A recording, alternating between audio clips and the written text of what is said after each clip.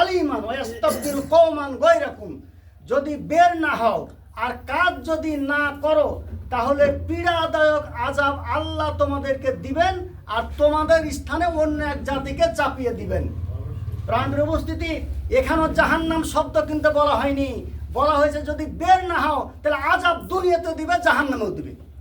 জাহান্নাম বললে তো সেটা মৃত্যু পরের কথা হতো, কিন্তু প্রাণের উপস্থিতি ওলামা ইকরাম খুব ভালো করে বুঝুন দুনিয়ার আযাবটা কেমন, কাজ না করলে কি আযাব হয়। প্রিয় উপস্থিতি, তাই আমি এইভাবে আপনাদেরকে আহ্বান করতে চাই, আলালাহুল খলকু ওয়াল আমরু, আল্লাহ বলছেন যে সাবধান, সৃষ্টি যার আইন তারই চলবে। আল্লাহ সাবধান করছে এই কথা বলে, সাবধান, সৃষ্টি যার আইন তারই চলবে, ইনিল হুকমু ইল্লা লিল্লাহ, আল্লাহ ছাড়া এই জমিন আর কারো হুকুম চলবে না। প্রিয় উপস্থিতি, এই কথাটুকু আমি আহ্বান জানাতে চাই এইভাবে, আপনারা নিজেরাও গবেষণা করেছেন যে সূরা মুনাফিকুন নাজিল হয়েছে মদিনায়, মক্কায় কিন্তু নাজিল হয়নি। সূরা মুনাফিকুন নাজিল হয়েছে মদিনায়, মক্কায় কিন্তু নাজিল হয়নি। প্রাণপ্রিয় ভাইরা আমার, আর বদর, উহুদ, খন্দক সমস্ত বড় বড় যুদ্ধ মাদানী জীবনে করতে হয়েছে, মক্কাতে নয়। প্রাণপ্রিয় ভাইরা আমার, এজন্য অনেক ওলামা ইকরাম এ কথা বলেছিলেন, অনুকূল পরিবেশ একটু হয়েছে বলে আপনি আমি চুপচাপ যদি ঘরের মধ্যে বসে থাকি তা কিন্তু সম্ভব নয়। বদর, উহুদ, খন্দকের মোকাবেলা করার পরেই আল্লাহ তাআলা ইসলামী রাষ্ট্র আমাদেরকে দান করবেন, বলে আলহামদুলিল্লাহ। এমনি এমনি দান করবেন না, এমনি এমনি কিন্তু দান করবেন না। এই জন্য আজকে যে রজব মাস, সূরা বানী ইসরাঈল 23 নম্বর আয়াত থেকে 37 নম্বর আয়াত পর্যন্ত 14 থেকে 16টি শিক্ষা এবং দিক নির্দেশনা আল্লাহ তাআলা তার রাসূলকে মেরাজে, শবে মেরাজে দান করেছিলেন এবং বনী ইসরাঈল সূরা আল্লাহ তাআলা নাজিল করেছিলেন।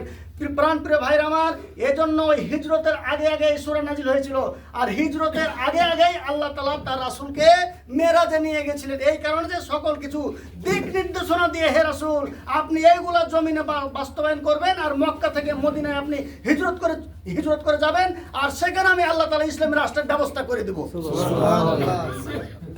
তাই আমার আহ্বান হলো যে আমাদের এখন আর বসে থাকার সময় নাই, আমাদের বের হতে হবে, আমাদের অধিকার আমাদেরকে আদায় করে নিতে হবে।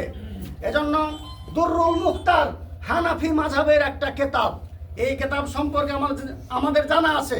প্রাণপ্রিয় ভাইরা আমার, সেখানে ইমামত, তো ইমামতে সুগরা আর ইমামতে কুবরা, তো ইমামতে কুবরা হচ্ছে যারা ইমাম, যারা হবে ইমাম, সর্ব জায়গার ইমাম।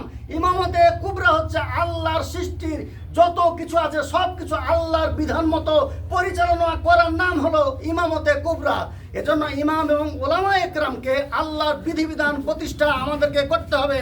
ভাইরা আমার, ওই সৌদি আরব, মক্কা, মদিনার মতো সকল বিচার আর আইন কানুন কোর্টে একটা আপনার বিচার করা হবে, আর সে রায় ইমাম সাহেব সেটা পড়ে শোনাবেন, তারপরে সেটা কার্যকারী হবে। ভাইরা আমার, এই দেশে অনেক ক্ষেত্রে আমাদের দুর্নীতি বন্ধ করা নাকি সম্ভব হয় না, আর তদন্তকারী কর্মকর্তা কোথায় কেউ অন্যায় করে উনি খুঁজেও পান না। ভাইরা আমার, এজন্য এই দেশে আমার দাবি থাকবে সকল ক্ষেত্রে ইমামদেরকে ভূমিকা রাখতে হবে। ভাইরা আমার, প্রাণপ্রিয় ভাইরা আমার, মুসলিম আমি, সংগ্রামী আমি চিররণবীর, আল্লাহ ছাড়া কাউকে মানি না।